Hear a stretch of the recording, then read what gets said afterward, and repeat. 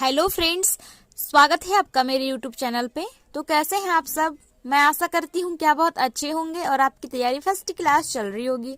तो फ्रेंड्स, आज के मेरे इस वीडियो का टॉपिक है भारतीय निर्वाचन आयोग, मतलब चुनाव आयोग से जितने भी इम्पोर्टेंट क्वेश्चन बन सकते हैं तो मैंने इस वीडियो में लिया है।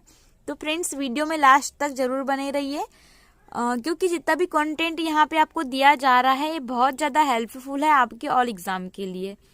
ओके फ्रेंड्स, अगर आप चैनल पे न्यू हैं तो चैनल को जरूर सब्सक्राइब करिएगा और अपना सपोर्ट जरूर करिएगा। न्यू चैनल है, आप सभी के सपोर्ट की बहुत नीड है इस चैनल को, है ना। तो चलिए आगे बढ़ते हैं और मैं पहला क्वेश्चन लेके आती हूँ। पहला क्वेश्चन है, निर्वाचन आयोग का चेयरमैन या प्रमुख कौन होता है? तो 4 ऑप्शन है फ्रेंड्स।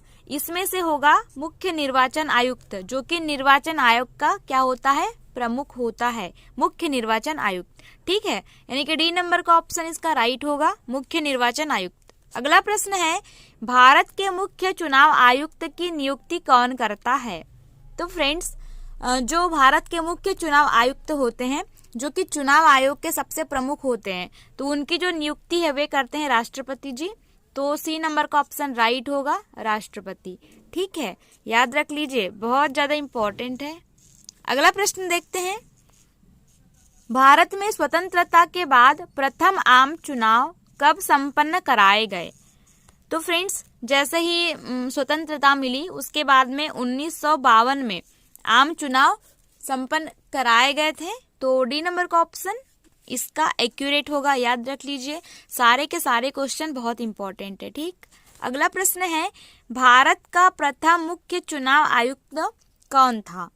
तो फ्रेंड्स, जो भारत के प्रथम मुख्य चुनाव आयुक्त थे वे थे सुकुमार सेन। डी नंबर का ऑप्शन इसका राइट होगा, सुकुमार सेन। ठीक है, अगला है, उपचुनाव कराया जाता है। तो दोस्तों, जो उपचुनाव है उसकी कोई वो नहीं होती, कभी भी कराए जा सकते हैं, है ना। तो डी नंबर का ऑप्शन इसका राइट है, कभी भी कराए जा सकते हैं। अगला प्रश्न देखते हैं, भारत के विभिन्न राजनीतिक दलों को राष्ट्रीय या क्षेत्रीय दल का दर्जा देने का अधिकार किसको है?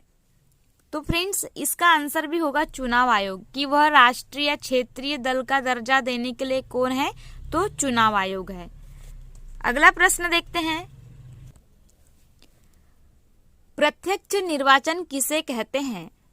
तो फ्रेंड्स, जो प्रत्यक्ष निर्वाचन है वह होता है जनता द्वारा प्रतिनिधि चुनना, है ना। तो सी नंबर का ऑप्शन इसका राइट होगा।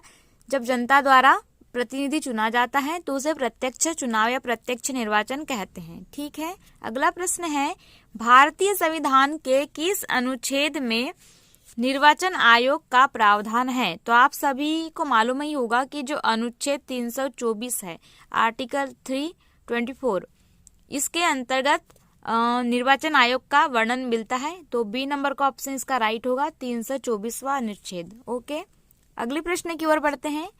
क्वेश्चन है, भारत में निर्वाचन सूची तैयार करने की जिम्मेदारी किसकी है? तो फ्रेंड्स, भारत में जो निर्वाचन की सूची तैयार की जाती है या चुनाव की जो सूची बनवाई जाती है वो करता है निर्वाचन आयोग, है ना। तो ए नंबर का ऑप्शन इसका राइट होगा, निर्वाचन आयोग ही है जो कि निर्वाचन सूची रेडी करता है। ठीक है, अगला प्रश्न देखते हैं, भारत में मतदान की आयु सीमा को 21 वर्ष से घटाकर 18 वर्ष कब किया गया था? तो फ्रेंड्स, यह किया गया था 1989 में। सबसे पहले 21 वर्ष की एज थी फ्रेंड्स, मतलब नागरिक होने के लिए, है ना, मतलब वोट देने के लिए, लेकिन उसको कम कर दिया गया, 18 वर्ष कर दिया गया था 1989 में, है ना। अगला प्रश्न है, चुनाव के समय किसी चुनाव क्षेत्र में चुनाव प्रचार कब बंद करना होता है? तो मतदान समाप्त होने के 48 घंटे पहले चुनाव का जो प्रचार प्रसार है वो बंद कर देना चाहिए। नहीं करना ही पड़ता है ना। तो डी नंबर का ऑप्शन इसका राइट होगा, मतदान समाप्त होने से 48 घंटे पहले। ठीक, अगला है, मध्यावधि चुनाव कब कराया जाता है?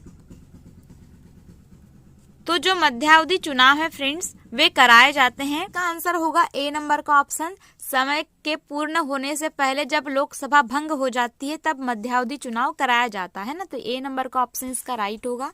अगला प्रश्न है, परिसीमन आयोग का अध्यक्ष होता है? तो जो परिसीमन आयोग होता है फ्रेंड्स उनका जो अध्यक्ष होता है वह होता है मुख्य चुनाव आयुक्त। मुख्य चुनाव आयुक्त, तो जो सी नंबर का ऑप्शन है वो राइट होगा। मुख्य चुनाव आयुक्त ही परिसीमन आयोग का अध्यक्ष होता है। अगला प्रश्न है, मुख्य निर्वाचन आयुक्त की पदावधि कितनी होती है?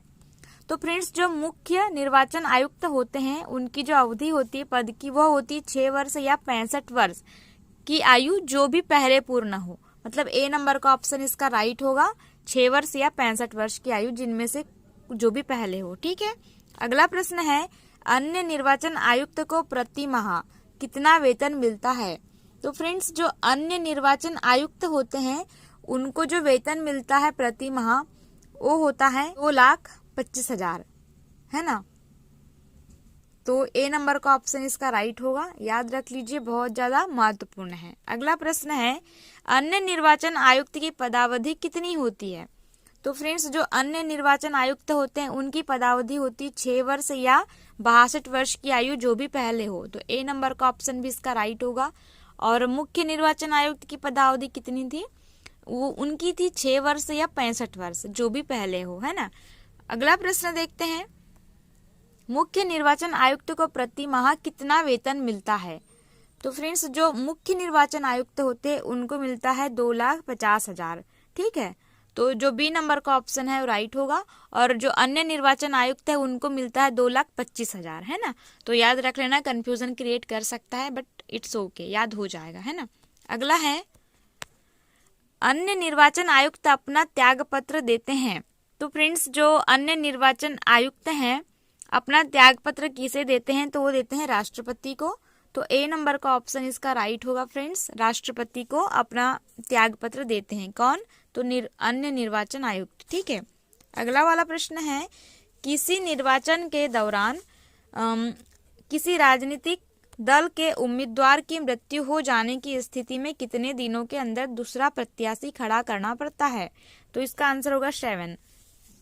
फ्रेंड्स, अगर सपोज दैट कि कोई उम्मीदवार खड़ा होता है बट उनकी मृत्यु हो जाती है तो 7 दिनों के अंदर में दूसरा प्रत्याशी उस दल को खड़ा करना होता है। तो सी नंबर का ऑप्शन इसका राइट है। अगला वाला है, मुख्य चुनाव आयुक्त को पदच्युत किया जा सकता है। तो फ्रेंड्स, जो मुख्य निर्वाचन आयुक्त हैं उन्हें पदच्युत किया जा सकता है किस प्रकार? तो वो होगा कि संसद के जो दोनों सदन होते हैं उनके सदस्यों के 2/3 बहुमत होने पर ही, है ना। तो डी नंबर का ऑप्शन इसका राइट होगा, संसद के दोनों सदनों के सदस्यों का 2/3 बहुमत होने पर ही मुख्य चुनाव आयुक्त को पदच्युत किया जा सकता है। ठीक है। अगला प्रश्न है, निर्वाचन आयुक्त की सेवा शर्त तथा कार्यकाल निश्चित करता है। तो इसका आंसर होगा सरकार, है ना। तो जो डी नंबर का ऑप्शन है वो राइट होगा। अगला प्रश्न देख लेते हैं, ईवीएम का प्रयोग भारतीय चुनाव में कब प्रारंभ हुआ? तो फ्रेंड्स, ईवीएम जो मशीन होती है जिनके थ्रू चुनाव कराए जाते हैं, तो इसका जो प्रारंभ हुआ 1997 से हुआ था।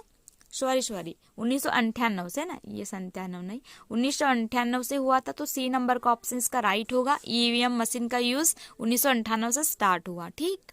अगला है, संसद द्वारा मुख्य निर्वाचन आयुक्त तथा अन्य निर्वाचन आयुक्त की सेवा शर्तों से संबंधित अधिनियम कब पारित हुए थे? तो यह किए गए थे 1994 में। तो डी नंबर का ऑप्शन राइट होगा दोस्तों। ठीक है।